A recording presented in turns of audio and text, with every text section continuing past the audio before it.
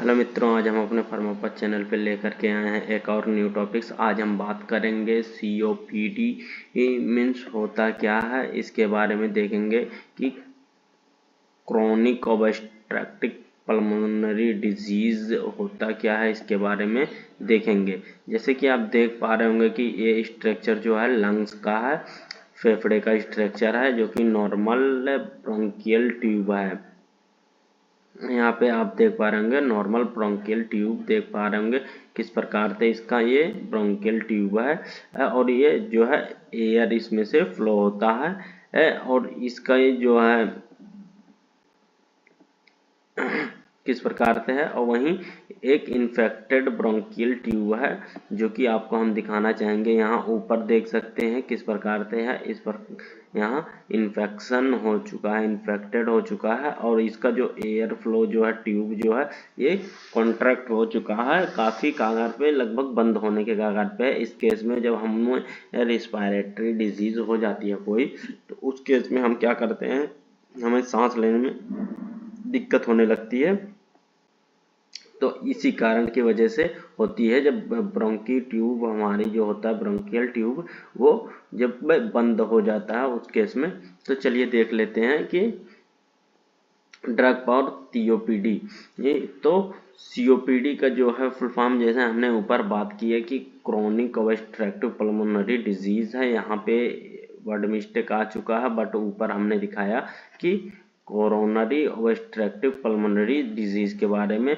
तो इसका ये किस प्रकार से होता है, तो इसमें क्या होता है कि कफ इज ए प्रोटेक्टिव रिफ्लेक्स। जो हमारा कफ होता है वो प्रोटेक्टिव रिफ्लेक्स की तरह वर्क करता है और air limitation that is a not fully visible. कहने मतलब जो हमारी सांसें होती हैं या एयर हम सांस लेते हैं और वो फुल्ली रिवर्सिबल नहीं होती है, पूरी तरीके से वो नहीं जाती। जैसे कि हमने दिखाया था कि यहाँ पे जो आपको कि ये जो है ट्यूब जो है खुली रहती है, तो इसमें से जो है एयर फ्लो काफ़ी ज़्यादा होगी, बट इसमें से एयर फ्लो कम होगी। तो यही बताया जा रहा है कि रिस्पायरेटरी सिंड्रोम डिजीज है। COPD जो है रिस्पायरेटरी सिस्टम डिजीज है। इसका जो है रिस्क किस प्रकार से होता है, तो इसके बारे में बात कर लिया जाए। तो ये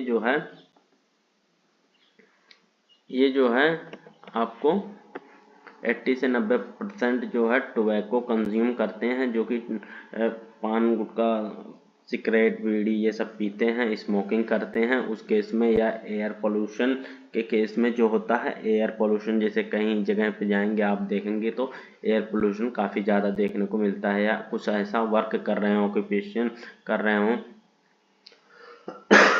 जिसमें धूल मिट्टी सबसे ज़्यादा होती है, उस केस में ये रिस्पायरेटरी डिजीज़ होती है। तो COPD रिस्क फैक्टर किस प्रकार से होता है, इसके बारे में देख लिया जाए। तो ये जो है सबसे ज़्यादा जैसे हार्मफुल पार्टिकल या गैसेस का एक्सपोजर हो, जल रहा हो, जैसे स्मोकिंग, धूम्रपान बताया गया, या चाइल्डहुड के सामने जो है अच्छे से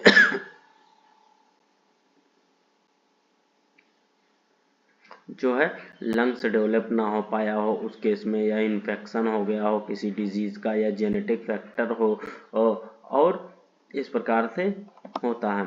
तो इसमें साइनम सिम्टम क्या होता है कोरोनरी ऑब्स्ट्रक्टिव पल्मोनरी डिजीज का, तो इसमें शॉर्टिंग ब्रीथिंग होने लगती है, सांस लेने में दिक्कत होने लगती है, फिजिकल एक्टिविटी करने में हांफा आने लगता है, स्नीजिंग, नाक से पानी वगैरह आने लगता है, स्नीजिंग के केस में चेस्ट पे टाइटनेस बना रहता है, चेस्ट में पेन होने भी लगता है, कंस्टेंट कफिंग की कंटिन्यूअस जो होता है आपको कफ आने लगता है, फ्रिक्वेंटली कोल्ड एंड फ्लू सांस लेने में आपको कोल्ड होने हो सकता है, सर्दी जुकाम बुखार और फ्लू टाइप सिम्टम आपको देखने को मिल सकता है, फील ट्रेड्स आपको देखने को मिल सकता है। इस प्रकार से providing is a lot of mucus sputum, कहने मतलब खांसते समय आपको जो है म्यूकस वगैरह देखने को मिल सकता है। तो साइनम सिम्टम के बारे में हमने देखा कि कफ हो सकता है, स्पुटम प्रोडक्शन होता है, वेट लॉस हो सकता है, चेस्ट पेन हो सकता है, इस प्रकार से। तो ट्रीटमेंट के बारे में देख लिया जाए तो ब्रोंकोडायलेट डॉक्टर्स मेडिसिन जो होती हैं जैसे कि साल्बुटामॉल, टर्ब्यूटेलिन, इस प्रकार से इसका यूज़ किया जाता है। या फिर नेबुलाइजर जो होता है, नेबुलाइजिंग किया जाता है, जैसे पिल्स आती है, लिक्विड आती है नेबुलाइजर मशीन में, या फिर गर्म पानी में डाल के जो पिल्स आती है उसको, कैप्सूल आती है उसको आप नेबुलाइजिंग कर सकते हैं। ब्रीथिंग एक्सरसाइज करना चाहिए, जो सुबह सुबह होता है ब्रीथिंग एक्सरसाइज करनी चाहिए, न्यूट्रिएंट डाइट लेनी चाहिए और इसी प्रकार से आपको नेबुलाइजिंग करना है COPD के केस में। तो आप देखेंगे कि ड्रग कौन कौन से हैं, तो इसमें ड्रग हम काफ़ी ज़्यादा देखने को मिलेगा, साल्बुटामॉल, टर्ब्यूटालिन, बेमाब्यूट्रोल, सल्मेट्रोल, फॉर्मिट्रॉल, थियोफिलिन, एमिनोफिलिन, हाइड्रोक्सी थियोफिलिन, नेडोक्सीफिलिन, ये सब जितनी मेडिसिन हैं ये ब्रोंकोडायलेटर का काम करती हैं।